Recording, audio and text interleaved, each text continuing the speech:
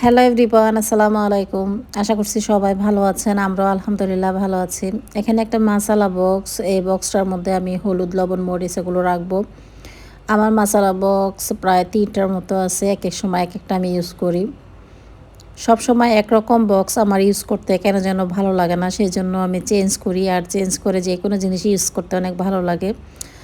তো গতকালকে আমি বাহিরে গিয়েছিলাম, তো ওখান থেকে আসার পথে আমি মাসালা বক্সটা নিয়ে এসেছি। খুবই সুন্দর বক্সটা। তো ভাবলাম এটার মধ্যে আমি হলুদ, লবণ, মরিচ এগুলো রাখবো। আর উপরেরটা আলাদা করে তারপর এটার মধ্যে রুটিও রাখা যেতে পারে। তো আদা রসুন পেস্ট এগুলো রাখা যেতে পারে, মানে যার যেরকম পছন্দ ওরকমভাবেই কিন্তু সব কিছু রাখতে পারে। তো আমি এটার মধ্যে হলুদ, মরিচ এগুলোই রাখবো। তো ভালো লাগছিল আমার কাছে এটা। আমি খুব ভালোভাবে মুছে নিয়েছি। এটা আমি ওয়াশ করি নাই, এমনিতেই কিন্তু খুব ভালোভাবে মুছে নিলেই হয়। তো এটার ভিতরে 4টা বক্স আছে এরকম, এই যে দেখতে পাচ্ছেন। খুবই সুন্দর জিনিসটা, আমার কাছে ভালো লেগেছে। আর প্রাইসটা একদম রিজনেবল প্রাইসে আমি পেয়েছি, মাত্র 100 টাকা নিয়েছে এটা। এমনিতে যখন অনলাইনে অর্ডার করি সেখানে কিন্তু অনেক প্রাইস নিয়ে থাকে। তো আমি এটা যেখানে ঘুরতে গিয়েছিলাম সেখান থেকে আসার পথে নিয়ে এসেছি। খুবই কম দামে কিন্তু এটা পেয়েছি, আর আমার কাছেও খুব ভালো লেগেছে। তো এটার মধ্যে আমি এখন এই যে এক এক করে মশলাগুলো নিয়ে নিচ্ছি। আর এটার মধ্যে বেশ পরিমাণে কিন্তু লবণ, হলুদ এগুলো রাখা যায়। বক্সগুলো ক্যামেরাতে কিন্তু অনেক ছোট দেখা যাচ্ছে, বাট এটা কিন্তু অনেক বড় ভিতরের বক্সগুলো। আর প্লাস্টিকের কিন্তু বিভিন্ন ধরনের যে রুটির বক্স, তারপর মাসালা বক্স এগুলো কিন্তু অনেক দিন টিকে, খুবই ভালো সেই প্রোডাক্টগুলো। তা আমি একটা অবশ্যই স্টিলের নিয়েছি, সেটা একদম ছোট পড়েছে, তো সেটার প্রাইসটা একটু বেশি নিয়েছে। তো আমার মতে সেটা চাইতে এরকম প্লাস্টিকেরগুলোই সবচেয়ে বেশি ভালো। তো মশলাগুলো আমি নিয়ে নিয়েছি, তার সাথে আমি এখানে নিয়ে নিচ্ছি আস্ত সরিষা। আমার প্রায় সময় রান্নার মধ্যে মানে টক রান্না, তারপর ভাজি রান্না, সেটার মধ্যে আমি সরিষাটা ইউজ করি। তো যে মশলাগুলো আমার বেশি প্রয়োজন হয় রেগুলার, সেগুলোই কিন্তু আমি এরকম বক্সে নিয়ে নিয়েছি। তো বক্সটা দেখতে খুবই ভালো লাগতেছে। এখন আমি বক্সটা সাইডে রেখে দেব। তো আজকে দেখি কি রান্না করি। বাচ্চারা এখন ক্লাস করতেছে, স্কুল ওদের খুলে ফেলেছে, এখন থেকে রেগুলার ক্লাস চলবে, যেহেতু ফাইনাল এক্সাম সামনে চলে এসেছে। তো এখন থেকে একটু ভালো করে পড়াশোনা করতে হবে। আর শালীনের রেজাল্ট দিয়েছে, ও খুব ভালো করেছে পরীক্ষায়। তো রেজাল্ট কার্ডটা ও সবসময় শুধু খুলে খুলে দেখবে আর সবার সাথে শেয়ার করবে। মাশাল্লাহ খুব ভালো করেছে, মেয়েরাও ভালো করেছে। তো সেদিন মীরার বার্থডে ব্লগটা আমি আপলোড দিয়েছিলাম। অনেকে আমাকে জিজ্ঞেস করেছে যে আপনার মেয়ে 13 বছর না আরও বেশি বয়স? আসলে বয়স লুকিয়ে কি হবে, সেটা তো লুকানোর কিছু নয়। আর আমি যেহেতু ব্লগ ভিডিওগুলো মেক করতেছি, সেটা কিন্তু আমি সবার মাঝে তুলে ধরার চেষ্টা করতেছি। এটা কিন্তু আমি পাবলিকে দিয়েছি, পাবলিশে যারা আছে তারা কিন্তু সবাই দেখে এটা। তো সেটা কিন্তু মিথ্যার কিছু নেই। আমার আত্মীয় স্বজন, পাড়ার প্রতিবেশী সবাই কিন্তু ব্লগটা দেখে। তো আমি মিথ্যা বলতে গেলে কিন্তু তাদের কাছে আমি ধরা খেয়ে যাব যে আপু তুমি মিথ্যা বলতেছো কেন। তো আমার মেয়ের বয়স কিন্তু 13 বছরে পড়েছে। 2008-এর জানুয়ারি মাসের 7 তারিখে মীরার জন্ম হয়েছে। তো আপনারাই হিসাব করে দেখবেন ওর বয়সটা কত। আসলে বুঝতেছি না, কিছু কিছু কমেন্ট আসে যে তখন মনটা অনেক বেশি খারাপ হয়ে যায়। তো যাই হোক, মন খারাপ করে কিছুই নেই। আমি যেহেতু ইউটিউবে কাজ করতেছি, আমার রেগুলার যেটা কাজ সেটা আমাকে করতে হবে আমার রেগুলার ভিউয়ার্সদের জন্য, সবার জন্যই কিন্তু আমি কাজ করে যাচ্ছি। আর অনেকের যখন সুন্দর সুন্দর কমেন্ট পাই, তখন আমাকে যারা এরকম কমেন্ট লিখে, তখন সেই কমেন্টগুলো আমি আসলেই ভুলে যাই।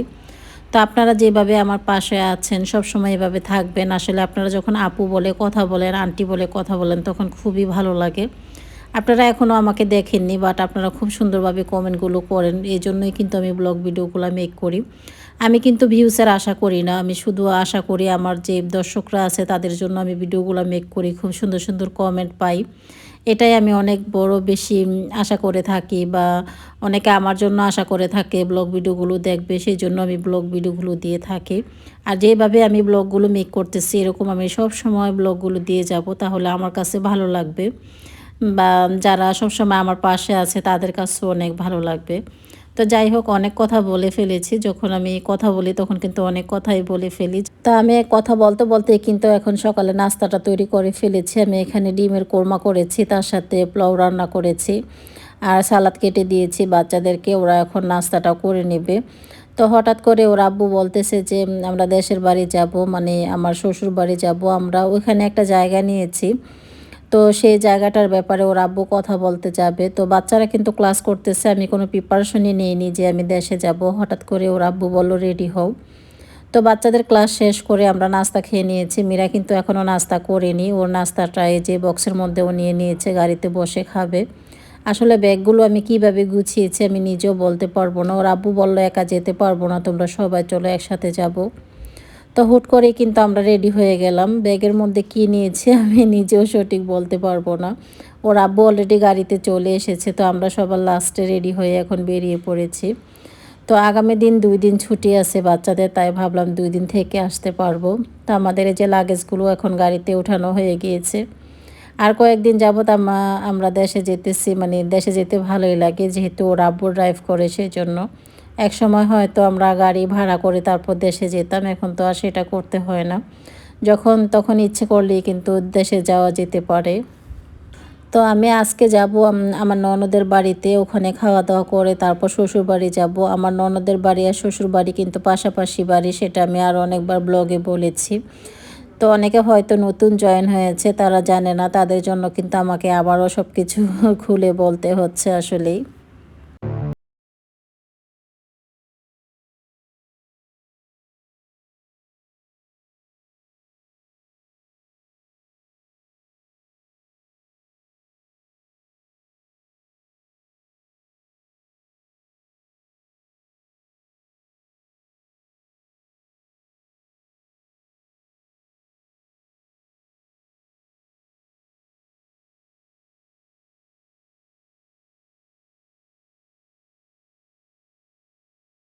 গিয়েছি, এখন সময় হলো 12:30টার মতো বাজে।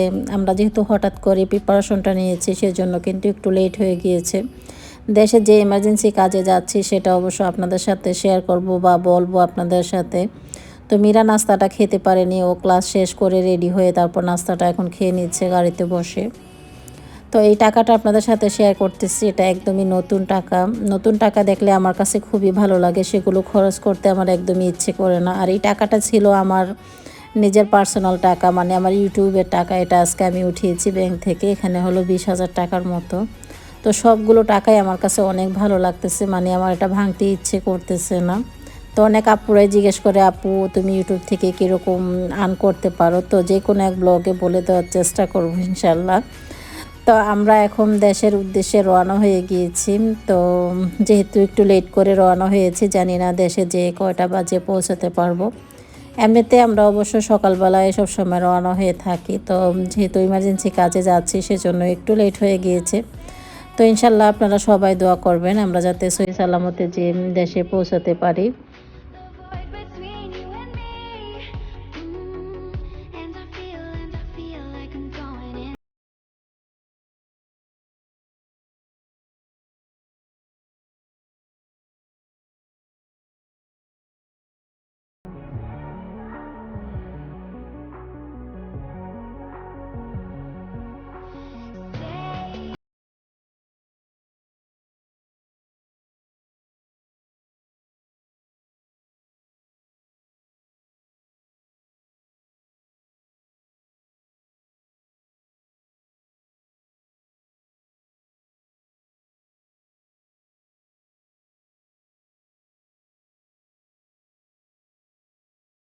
তিনটা ব্রিজ পড়ে, তো আমাদের দেশ আর আমার শ্বশুরের দেশ কিন্তু এক দেশেই পড়েছে, আমাদের এক ডিস্ট্রিক্ট। পোস্ট অফিসও একই, কিন্তু আশেপাশের বাড়ি বলতে পারেন। আমাদের বাসা থেকে ওদের বাসায় যেতে প্রায় 30 মিনিটসের মতো সময় লাগে, তেমন বেশি সময় লাগে না। তো আমি দুই বাড়িতে মিলিয়ে থাকবো, শ্বশুরবাড়ি বাবার বাড়ি। আম্মুকে সারপ্রাইজ দিব, আম্মু কিন্তু জানেই না যে আমরা দেশে যাচ্ছি। তো মেয়েরা কিন্তু ফোন করে বলেনি, আমিও কিছু বলিনি। আমি সারপ্রাইজ দিব আম্মুকে দেশে যেয়ে হঠাৎ করে কিন্তু বাড়িতে চলে যাব। সেই ব্লগটাও আপনাদের সাথে শেয়ার করব যে আম্মুকে কীরকম সারপ্রাইজ দিব আমরা। তো বাচ্চারা বলতেছে আমরা এক সাইডে বসেছি মানে গাড়িতে ঘ্যাস নিব সেজন্য, তো বাচ্চারা চাচ্ছে আইসক্রিম খাবে। তো ওদের জন্য আইসক্রিম কিনে নিলাম আর বাচ্চারা বলতেছে যে 1 বছর পর আমরা আইসক্রিম খাচ্ছি, আসলে অনেক দিন পর। বাচ্চারা আগের মতো তেমন বেশি বাইরের খাবারটা খেতে দিই না আমি, ওরা কিন্তু আইসক্রিমটা খেতে চায়, তো আমি ওদেরকে দিতে চাই না। তো আজকে ভাবলাম যা করা খেয়ে নিই, কারণ এমনিতে কিন্তু আজকে রোদ ওঠেনি বাহিরে, যে দেখতেই পাচ্ছেন একটু কুয়াশা মনে হচ্ছে। আর আমি যখন দেশের ভিডিওগুলো শেয়ার করি মানে গ্রামের ভিডিওগুলো, আমি তো আমাদের বাড়িতে গিয়েছিলাম, সেই ব্লগগুলো আপনাদের সাথে শেয়ার করেছি। তো অনেক আপুরাই বাহিরের দেশে থাকে, তাদের কাছে খুবই ভালো লাগে। তো আমার কাছেও কিন্তু খুব ভালো লাগে গ্রাম ছেড়ে, আমার কেন যেন আসতে ইচ্ছেই করে না। আমার বাচ্চারা একসময় গ্রামে যেতে চেত না, বাট এখন গ্রামের কথা যখন শুনে তখনই ওরা রেডি গ্রামে যাওয়ার জন্য। আর এখন বর্তমানে বাচ্চারা বলতেছে মালয়েশিয়াতে আর যাবে না, ওরা বলতেছে গ্রামের বাড়িতে আমরা থাকবো, অনেক ভালো লাগে, মালয়েশিয়া অনেক বোরিং ফিল করি আমরা। এক সময় কিন্তু বাচ্চারা বলতো যে মালয়েশিয়া ভালো লাগে, কবে মালয়েশিয়া যাব, সারাক্ষণ শুধু এটা বলতো। ইদানিং নতুন করে শালিন আর মীরা বলতেছে মালয়েশিয়া যাব না, আমাদের বাংলাদেশই অনেক ভালো। তা আমার মতে কিন্তু টাকা পয়সা হলে বাংলাদেশেই সবচেয়ে ভালো, ঘোরাফেরা খাওয়া দাওয়া। এখন এই ভাইরাসে দিয়ে কিন্তু মালয়েশিয়াতে অনেক লকডাউন পড়ে আছে, সবাই ঘরবন্দি হয়ে থাকতে হচ্ছে, বাট আমাদের কিন্তু ওইটা নেই, আমাদের বাংলাদেশে সবাই ঠিক আগের মতো চলাফেরা করতেছে। তো আমাদের দেশ মোটামুটি খারাপ না, ভালো, আমার কাছে খুবই ভালো লাগে। আমার দেশের প্রশংসা আমি সব সময় করি। আমি যখন মালয়েশিয়াতে ছিলাম তখনও কিন্তু আমার দেশের প্রশংসা আমি সবসময় করেছি, এই জন্য হয়তো আমি বাংলাদেশে এসে আটকে পড়েছি। 1 বছরের মতো এখন আর যেতে পারতেছি না। আর অনেকেরই কোশ্চেন ছিল যে আপু তুমি কি আর মালয়েশিয়া যাবে না? যাব অবশ্যই। তো যখন সব কিছু ঠিক হয়ে যাবে ইনশাল্লাহ তখন যাওয়ার চেষ্টা করব। বাট এখন কিন্তু আর যাব না মালয়েশিয়াতে, এখন বাংলাদেশেই থাকবো। তা আমরা এখন গ্রামের আশেপাশে চলে এসেছি, এখান থেকে যেতে আমাদের প্রায় 40 মিনিটের মতো সময় লাগবে। আমার কাছে খুবই ভালো লাগতেছে যে যখন ঢাকার রোডগুলো ফেলে গ্রামের রোডে আমরা আসি তখন কিন্তু অন্যরকম একটা ফিল করতে পারি, মানে ভালো লাগা কাজ করে। খুবই ভালো লাগতেছে। আর গ্রাম দেখে আমার বারবার আজকে একটা গান বলতে ইচ্ছে করতেছে, ও আমার দেশের মাটি তোমার কোলে ঠেকায় মাথা। আসলেই কিন্তু আমাদের মতো এত সুন্দর দেশ কোনো দেশেই নেই। আমার খুবই খুবই ভালো লাগে আমাদের দেশ। আর গ্রামে ইদানিং একটু ঘন ঘন আমরা আসতেছি। আমার কাছে মনে হয় এখন থেকে প্রতি মাসে আমরা দেশে আসব, যেহেতু ওর আব্বু ড্রাইভ করতে পারে সেজন্য আমার কাছে অনেক বেশি ভালো লাগে। আর আগে যখন আমরা দেশে আসতাম তখন কিন্তু গ্রামের রাস্তাগুলো আঁকাবাঁকা ছিল, তারপর রোডগুলো অনেকটাই নষ্ট ছিল, গাড়ি একদম সামনে এগোনো যেত না। বাট এখন কিন্তু আগের চাইতে অনেক সুন্দর হয়ে গিয়েছে। আমি মালয়েশিয়ার গ্রামটা আপনাদের সাথে শেয়ার করেছিলাম, ওরকম আমার কাছে মনে হচ্ছে। দুই সাইডে দেখা যাচ্ছে ফসল, আর মাঝখানে কিন্তু খুবই সুন্দর রোড, আপনারা দেখে অবশ্য বুঝতে পারছেন। আমাদের দেশের এরিয়া খুবই সুন্দর। আমার শ্বশুরবাড়ি আর বাবার বাড়ি তো এক দেশেই পড়েছে, সেজন্য রোড ঘাট সব কিছু কিন্তু একই রকম, দুই রকম হয় না। আমার বাচ্চারা সব সময় বলবে আব্বুর বাড়ি আর আম্মুর বাড়ি, বলবে আজকে আমরা আব্বুর বাড়িতে যাচ্ছি তারপর আম্মুর বাড়িতে যাব। আবার অনেক সময় বলে থাকে দাদুর বাড়ি, নানুর বাড়ি। ওদের যখন যেটা ইচ্ছা সেটাই বলে থাকে ওরা। আর শালীন তো অনেক হ্যাপি গ্রামে আসতে পেরে। ও আরেকবার এসেছিল, তখন যেতেই চায়নি, ওকে জোর করে নেওয়া হয়েছিল। এখন দেখি আমরা আজকে এসেছি, আমাদের কাজটা শেষ করে হয়তো চলে যেতে পারি, যেহেতু বাচ্চাদের স্কুল খোলা। আর আজকে ছিল আমাদের এখানে বুধবার, বুধবারে আমরা রওনা হয়েছি। তো বৃহস্পতিবার, শুক্রবার, শনিবারে বিকেল দিকে হয়তো আমরা চলে আসতে পারি, যেহেতু বাচ্চাদের স্কুল খোলা, একদিন স্কুল মিস যাবে ওদের। তো ভাবতেছি 3-4 দিন থেকে তারপর আসবো। গ্রামে কিন্তু সহসায় আসা হয় না আমাদের, এই শীতে আমরা 2বার এসেছি, খুবই ভালো লাগতেছে। তো গ্রামের রাস্তা দিয়ে যখন আমরা যাচ্ছিলাম তখন ওর আব্বু অনেক আস্তে আস্তে করে গাড়ি চালাচ্ছিল, কারণ আমাদের কাছে ভিউটা এতটাই ভালো লাগছিল। আমরা গ্লাস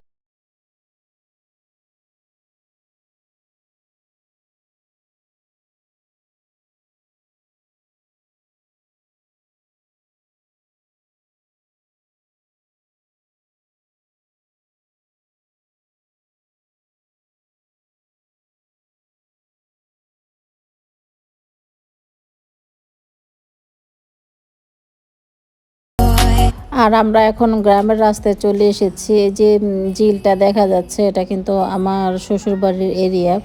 খুবই সুন্দর এই এরিয়াটা। সরিষা ক্ষেত দেখে আমার কাছে অনেক ভালো লাগতেছে। আমি বলতেছি কখন আমি এই সরিষা ক্ষেতে যেয়ে ছবি তুলবো।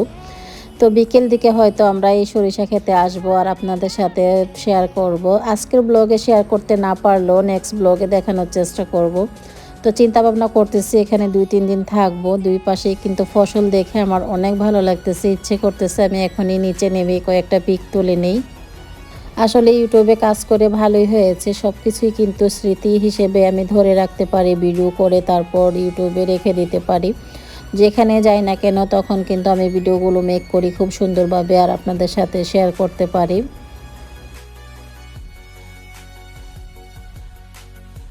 তো আমরা এখন গাড়ি পার্কিং করে চলে এসেছি আমার ননদের বাসায়। তো আমাদের ননদের বাসা আর আমার শ্বশুরের বাসা কিন্তু পাশাপাশি, রাস্তার এপাশে আর ওপাশে। তো আমি সবসময় যখন আসি ওদের বাড়িতে আগে আসি, এখান থেকে খাওয়া দাওয়া করে তারপর আমার শ্বশুর বাড়িতে যাই, কারণ ওখানে তো কেউ নেই রান্নাবাড়া করার জন্য, সেজন্য এখানে রান্নাবাড়াটা করা হয়। বা আমার যা আছে তিনি আবার আরেকদিন রান্না করবে। তো আমরা এই বাড়ি ওই বাড়ি ঘুরে ঘুরেই কিন্তু খাওয়া দাওয়া করি, আসলে ভালো লাগে। তো আমরা আসার পরে যে বাহিরে আমরা একটু হাঁটাহাঁটি করতেছিলাম আর এখন আমি যাচ্ছি একটু ঘরের ভিতরে। তো আমার ননদ কিন্তু অনেক পরিপাটি করে সব কিছু গুছিয়ে রাখে খুব সুন্দর করে, যে দেখতেই পাচ্ছেন অনেক সুন্দরভাবে কিন্তু সব কিছু গুছিয়ে রেখেছে মনের মাধুরী মিশিয়ে। আমার কাছে এই জিনিসটাই সবচেয়ে বেশি ভালো লাগে, গুছানো গাছালো সব কিছু। আর এখানে আসার পর আমার আপুর কথা মনে পড়তেছে। ওর বাসাটাও কিন্তু ওইভাবে খুব সুন্দরভাবে গুছিয়ে রাখে, কোথাও কিন্তু একটু ধুলাবালি পড়তে দেয় না, সবসময় ধোয়া মোছা নিয়েও ব্যস্ত থাকে। তা আমি একটু ঘুরিয়ে ফিরিয়ে দেখাচ্ছি আপনাদেরকে যে টিনের বাসাও কিন্তু খুব সুন্দরভাবে গুছিয়ে রাখা যায় মনের মতো করে। মানুষে বলে না, সুখ শান্তি যখন থাকে গাছের নিচে বসে থাকলেও ভালো, আর টাকা পয়সা থাকলে 10 তলার উপরেও ভালো নয়। ঠিক অমনটাই হয়েছে। ওদের বাসাটা এত সুন্দরভাবে গোছালো ছিল, আমার কাছে অনেকটাই ভালো লেগেছে। আর আমার বাচ্চারা গ্রামে আসতে পেরে অনেক এনজয় করতেছে, যে দেখতেই পাচ্ছেন মীরা, শালীন, ওরা শুধু কবুতরের বাচ্চা নিয়ে দুষ্টুমি করতেছিল। আর আমরা দেশে যে জমিটা কেনার জন্য এসেছি সেই জমিটাও আপনাদের সাথে শেয়ার করব। ঢাকাতে যেটা আমরা নিয়েছি সেটা আর আপনাদের সাথে শেয়ার করা হয়নি, সেটা অনেক দূরে ছিল। তো আপনাদের সাথে নেক্সট ব্লগে সেই জমিটা আমি দেখাবো। অনেক বড় কিন্তু সেই জমিটা, খুবই সুন্দর, আপনাদের সাথে শেয়ার করার চেষ্টা করব। আর সেটার মধ্যে অনেক ফসল আছে, ফুলকপির গাছ রোপণ করা হয়েছে অনেক সুন্দর। আর আমি যখন ঢাকায় যাব নিজের হাতে সবজি ছিঁড়ে তারপর নিয়ে যাব আর আপনাদের সাথে শেয়ার করব। তো আমরা আসার পর ওনারা রান্না করতেছে, যে দেখতেই পাচ্ছেন আমার ননদ, ননদের জামাই, ওনারা সবাই মিলে কিন্তু রান্নায় ব্যস্ত। আমরা যখনই আসি ওনারা খাওয়ানোর জন্য মানে আপ্যায়ন করার জন্য অনেক ব্যস্ত হয়ে পড়ে। খাওয়া দাওয়া কিছু নয়, অবশ্য আমরা আনন্দ করার জন্য যাই, তারপরেও কিন্তু ওনারা অনেক আপ্যায়ন করে আমাদেরকে খাওয়ানোর জন্য চেষ্টা করে বাচ্চা কাচ্চা নিয়ে। তো আমরা একটু ঘোরাফেরা করতেছিলাম আর অনেকটাই ভালো লেগেছে, কি বলবো। গ্রামে আসার পর গ্রামের পরিবেশ সব কিছুই কিন্তু একটু অন্যরকম। শহরে আমরা যেহেতু বন্দি থাকি সেজন্য গ্রামে যখন 2-1 দিনের জন্য থাকি তখন অনেক আনন্দ করি সবাই মিলে। আর শালীন এসে দেখতেই পাচ্ছেন অনেক ব্যস্ত হয়ে পড়েছে।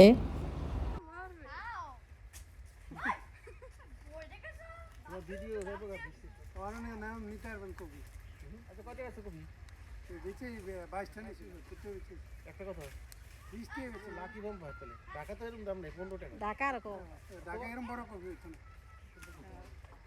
ওটা তোমার দিতে দেখতে ভালো লাগে।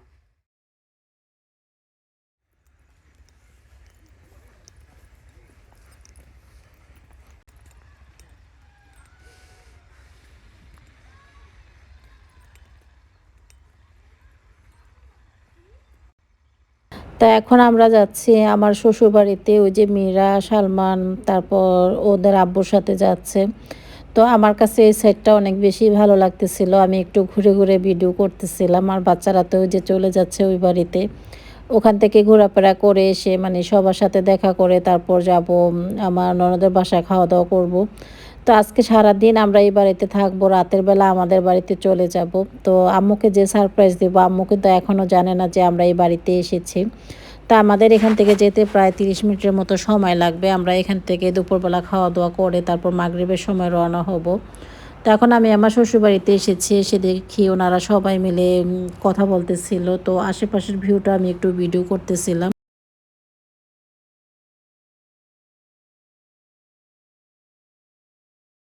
তো ওই বাড়ি থেকে আমরা দেখা করে তারপর আবার এই বাড়িতে চলে এসেছি। এখন আমরা সবাই মিলে খাওয়া দাওয়া করব। সকালবেলা বাসা থেকে খাবার খেয়ে মানে নাস্তা খেয়ে রওনা হয়েছিলাম। তো দুপুরবেলা আর খাওয়া দাওয়া করা হয়নি। আমরা 12:30টার দিকে রওনা হয়েছিলাম। আর গ্রামের বাড়িতে এসে দেখি 5টার মতো বাজে বিকেলবেলা। তো ভাগ্য ভালো যে আমরা জ্যামে পড়িনি, খুব সুন্দরভাবে কিন্তু আমরা আসতে পেরেছি। আর আমরা এসে দেখি আমাদের জন্য রান্না করেছে গরুর মাংস, মুরগির মাংস, চিকেন রোস্ট এগুলো রান্না করেছে। বাচ্চারা তো যে খাবারগুলো খেতে পছন্দ করে ওদের জন্য ওই খাবারটাই কিন্তু রান্না করা হয়। ওর আব্বু সবসময় ফোন করে বলে দিবে যে আমার বাচ্চারা যে খাবারটা খেতে লাইক করে সেটাই রান্না করার জন্য।